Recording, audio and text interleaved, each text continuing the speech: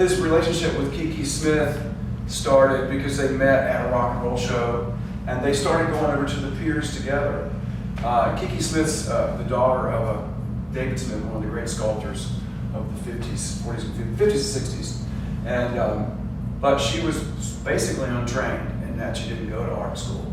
She got a job as an electrician, but she was making art, never stopped making art. She was trained by growing up in the house that she grew up in. And I see her as an extension of the energy of the East Village scene into the future. And she's still making art now, quite celebrated. This is one of her early pieces. They're little glass spermies. She took what was kind of a political attitude or vision and made it personal, and she still does that in her work. And I think her work is a lot about human bodies, and now more recently about animals and what we do to animals and our interconnectivity with them. And this is Kiki Smith, who we'll run into here in a minute. She was involved in Collab and in the real estate show, and early on. That little scene, though, were mostly artists who had committed to being arts professionals, whereas the graffiti scene had a lot more to do with general culture and punk rock and whatnot. This is kind of a joke band they had called the Cardboard Band. And that's Kiki Smith and her sister, and various artists. Walter Robinson's one of them, Walter's are still working to this day. These are Kiki Smith's hands now, or a couple years ago. She's constantly working.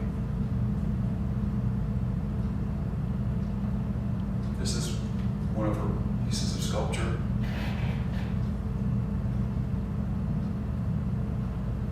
Some of her body art.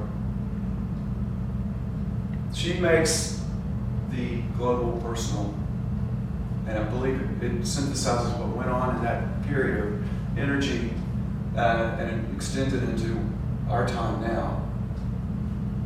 These are her drawings. This is all Kiki Smith.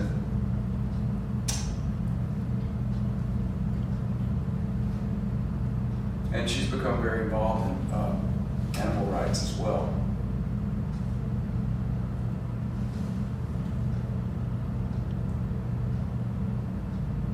And this piece is at Wake Forest in their collection, so you can actually see it there.